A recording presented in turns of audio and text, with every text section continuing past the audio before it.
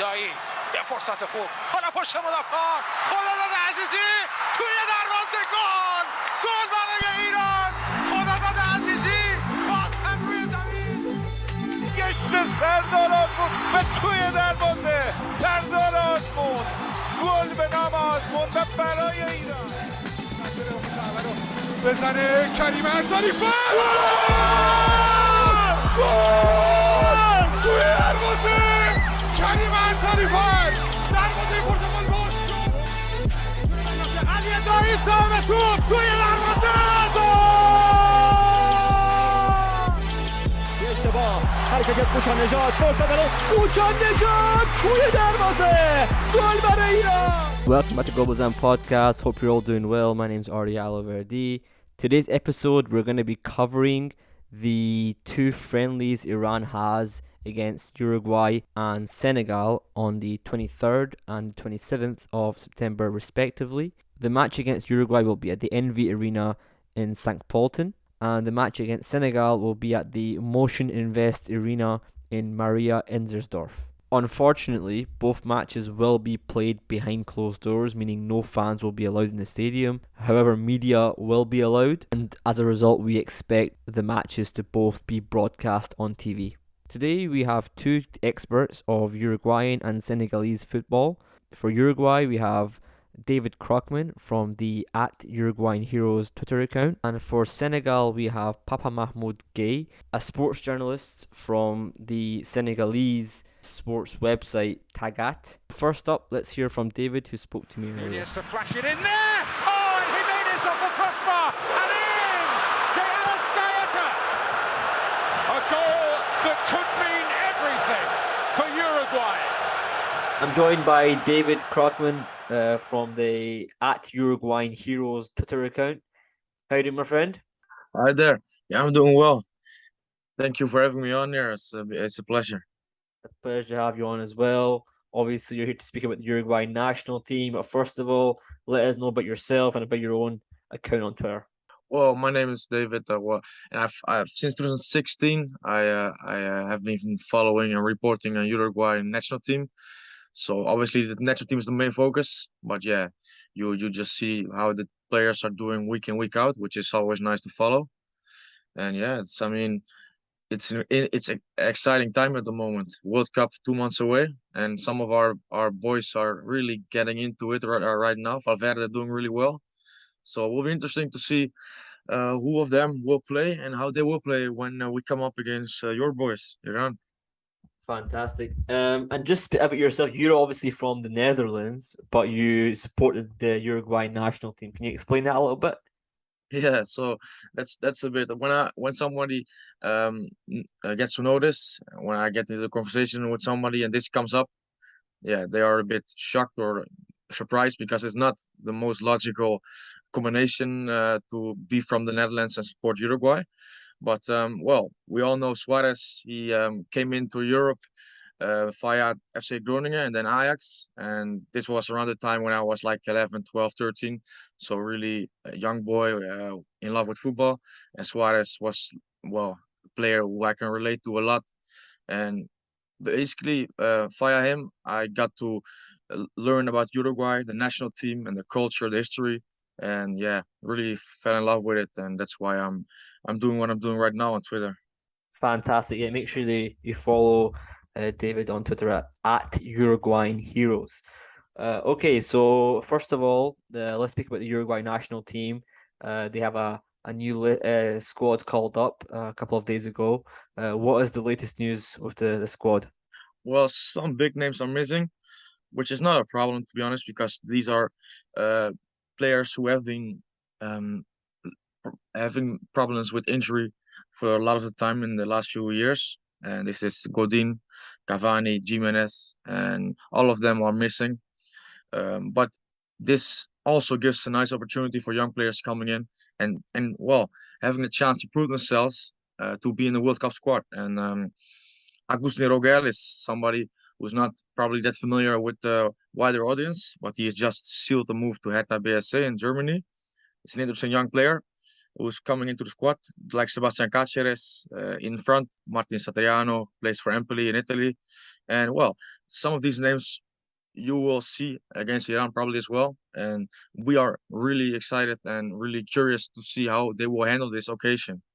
But besides these names, most of our key players are there still. Valverde, Bentancur, Suarez, Darexcaeta, Darwin, Nunez, Araujo, Muslera, who might not be the number one goalkeeper for the World Cup, but that's another discussion. So yeah, pretty good squad with some names missing and some new ones coming in who will try to, prove that they should be in there in Qatar. Yeah, I see a few. I think is it right? Queiroz is also out of the squad. Yes, you're right. Yeah, I forgot to say that. Yeah, Queiroz just dropped out because of an injury he sustained on the weekend. Yeah, that's right. So obviously they still got a strong team, though. There's no doubt about it. They've got great players in all positions. Who do you think is the biggest danger in this national team just now? At the moment, there's no way past Fede Valverde. I think, well, as we recording this podcast, the game against Atletico Madrid and Real Madrid is being played. He's just scored a goal in it. He scored a goal in midweek in the Champions League. And yeah, he adds this to his game now. Because we already knew last season what an incredible player he was for Madrid in his Champions League run. So yeah, he just keeps getting better, keeps developing. Just 24 years of age still, and you can really say that he at the moment is one of the, well, best all round players in football on current form, and that is not overstating it. No, So yeah, absolutely. I mean, he got the assist in the Champions League final against Liverpool. He's a really impressive player, no doubt about it. Okay, obviously you're gonna play up against Iran on Friday, the 23rd of September. The match will be played in the NV Arena in Austria. What are your thoughts on this game? How do you think it will go?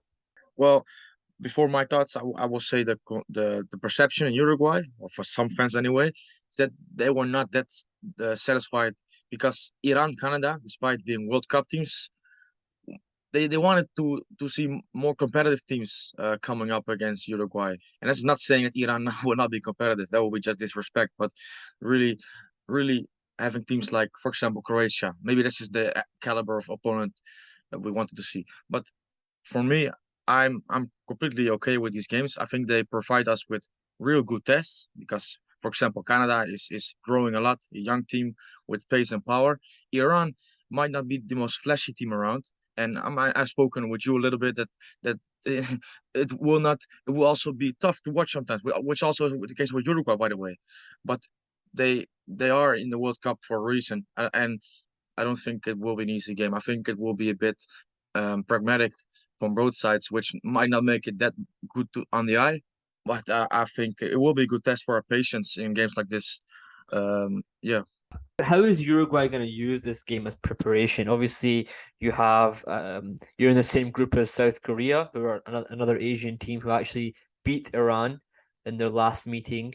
Does this game prepare Uruguay for that game?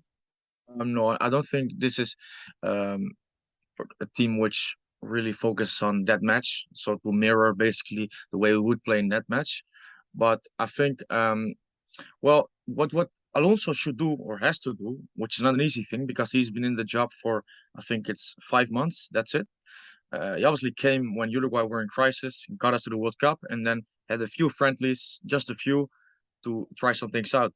And now it's already time for him to really make choices in what he wants in his team, and yeah, really lay the foundation for the World Cup. So he has to make some decisions. It's not like an international break or a FIFA date, however you want to call it, which is going to be about giving everybody the opportunity there and just testing everything out. No, I think what we will see in these matches is really will give us some hints about the World Cup and how we want to play, how we want to really how we really want to play and how we want to set up. So in that case, or that sense, it will be interesting to see how these games will go.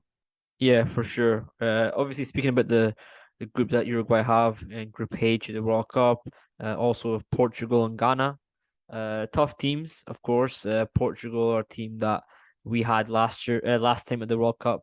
How do you expect Uruguay to do in this group? Yeah, I think it's a really interesting group. Because Portugal is a tough team to face. Although I don't think Portugal is playing well at the full capacity. But this has been the case for a long time now under this manager. Um, so I'm not fearful for Portugal, to be honest. Um, that doesn't say that we can lose to them, but it's a team which fears me not so much. But Ghana, the history we have in the World Cup of 2010, is an interesting matchup, and South Korea, although the lesser team in this group, um, I see them I see them pull off an upset, to be honest, this World Cup, and hopefully not at the expense of Uruguay. But looking at the group, I think Uruguay has to believe that we can get the number one spot, because not only are we good enough to do this, the other thing is that if we finish first, we will escape most probably Brazil, who we will play if we finish second and they finish first. And that's a big, big thing, because Brazil, yeah, I mean, Brazil is Brazil, and Uruguay can always beat Brazil in a one-off. But I think last 16 will be too early in the tournament. I think Uruguay as a team has to grow in the tournament, and to face Brazil in the last 16 immediately would be a shame. But yeah, so I think Uruguay should go for number one, and I think we can get to the first position. But yeah, that's my expectation. But it's also hope, you know. So I mean, when you're talking about your own national team or team you support, you cannot just speak objectively. Maybe you can, I don't know, but I cannot. So Before I get your prediction for the match on Friday, is there anyone in this Iran team that you are thinking that could maybe be a threat to the Uruguayan defense? well, the obvious name for me anyway is Taremi. I think he's a terrific player. Um, yeah, so that's a player I think has the potential to, well, to not bully us because we have a good defense, but to, well, to threaten us. And the other name, although I know that his final career, because I live in the Netherlands and I follow mostly Uruguayans, but also catch some football here. And yeah, I mean, it's not like it's the best move for him how it turned out, but it's getting better, I feel. And he's a good player, and it's also a player which can threaten us. Yeah. Jahan Basher speaking about, right? Yeah, Ali Reza, I'm Yeah, sorry. yeah, Yeah, yeah, of I did course. mention it. Yeah. Okay, so what is your prediction for this match then? Okay. Yeah. That's a good one. I think I think we will win, but I think it will be a close game, 2-1 for Uruguay. That's what I would say. What Go do you on. think, by the way? Oh, what What do do you I think? think? Yeah. Oh, I don't know. I think Iran have just got a new coach, and it's going to be difficult for the new coach to turn things around, despite having obviously 8 years previously been with the national team. I think it's going to be hard for them to turn things around very quickly. Considering our last friendly game against Algeria didn't go as planned, I could see, you know, I don't see us getting an easy win. I think the best we could probably do is get a draw, and I think the way we play under Queiroz, a draw is more likely. But we'll see. I think I'm gonna go 1-1. But let's see what happens. That's me being a little bit optimistic, I think. But yeah, I appreciate your time, David. Thanks for coming on Gold Bazan, and hopefully we can have you on again after the matches are over. Yes, absolutely fine. Thanks for having me on, and Perfect. we'll see how the match goes. Yeah, make sure you follow David on Twitter at Uruguayan Heroes, and all the best, mate. Salah then against Mendy, and he's missed it.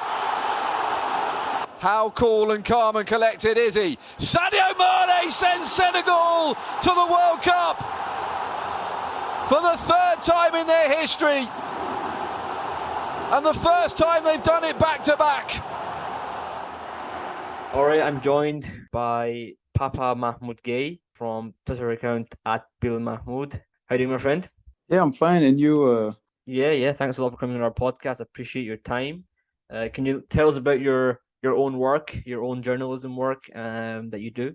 Mahmoud Gueye, I'm a Senegalese sport journalist, and I work for my own media, Tagat SN. I launched this media with my friend 2 years ago, and we're trying to do good things for Senegalese sport, and that's it.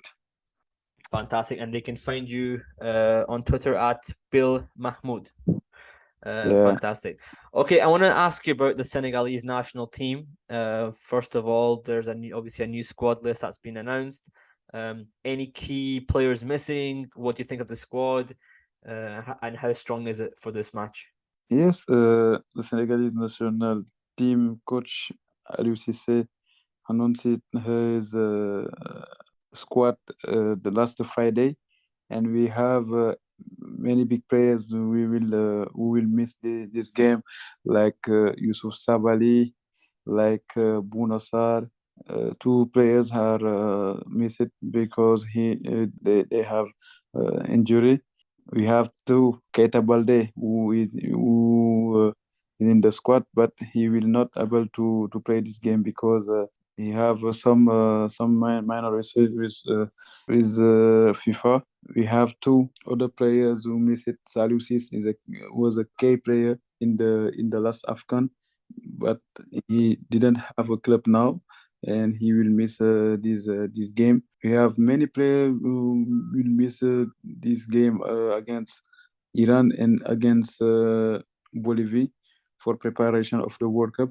But Aliou Cissé had some new talents and future talents like Noah Fadiga. He's the son of our football legend Khalilou Fadiga. He play in the right back. We have two Nicolas Jackson, new player. We have two Pardesis, new player. He's a squad who I think that that's the best squad we can have now. If you remember, cast your mind back to the last big competition that you obviously had, AFCON. You won that one. You won that on penalties against Egypt. That was coached by Queiroz, who is now the coach of Iran. Also, for the qualification to the World Cup, you also beat Egypt with Queiroz being the head coach on penalties as well. Two very close games that went to the death.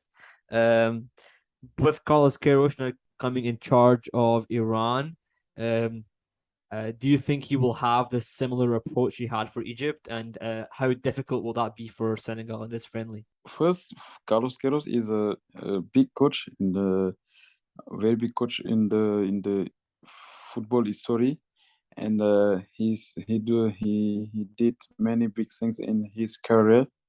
And last time Carlos Queiroz was in Egypt, he did great work, qualify Egypt to the final of AFCON in the last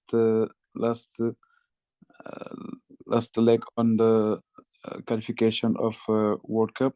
But I think that he's a big coach and create more problems against Senegal, and we have very difficult game. We have played against Egypt in the final.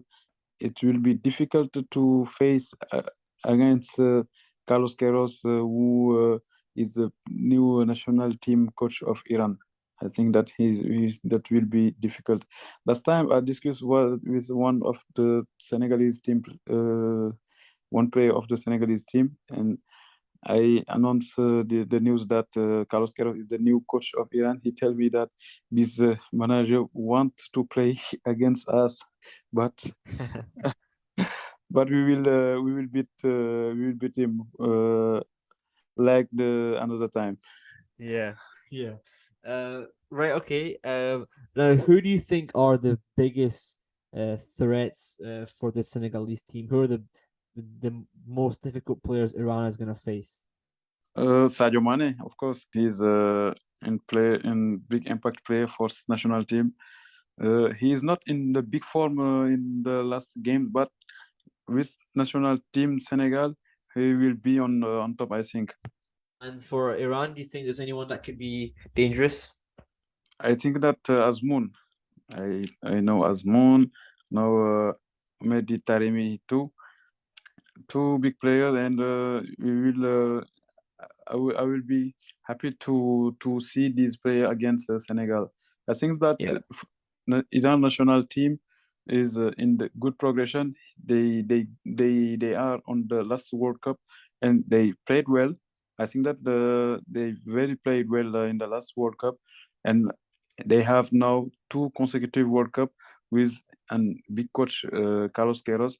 I think that they can do something in this World Cup. Okay, and for Senegal in the World Cup, obviously you guys have in Group A, Qatar, the hosts, with Netherlands and Ecuador. How do you see this group going for Senegal? This group, I think that it's a balanced group. They have some team very similar on level. They have Netherlands. They are the biggest team in this group. After you have Senegal, Ecuador, and Qatar will play his first World Cup in his home. Ecuador, national team of South America, and tough to play against. I think that is a very balanced group, and I think that Senegal can reach the qualifier and second leg. Perfect. Okay, can you give us a prediction for this match against Iran? I think that Senegal will win 2-1. Perfect. Thanks a lot for your time. I appreciate it. Hopefully we can have you on again after the games are finished. Yeah, thank you too for the opportunity. I think I will be in this game. I will be in Osea to watch. I'll see you there. I'll see you there for sure. Yeah, I will be happy to meet you. And if you want to follow Papa, you can follow him on Twitter at Bill Mahmoud. Thanks a lot, mate. All the best. Thanks, bro. Hope you all enjoyed the episode of Goal Bazan podcast. Of course, shorter episode today. We didn't have much time to have our own discussion. However, we will have our own analysis post-match about the 2 games. We'll also try to do Twitter Spaces before each match. You can follow us on Twitter at GoldBazan and all other social media. Be sure to subscribe to us on all other podcast platforms, including YouTube.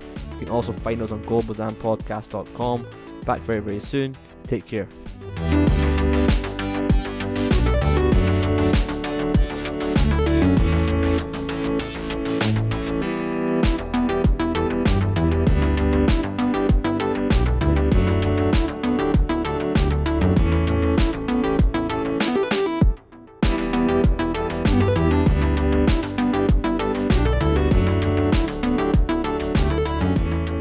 Hi, this is Kat, and you're listening to Golbazan, and I hope you continue listening to their amazing podcast. Thank you all for the support. Love you, Golbazan.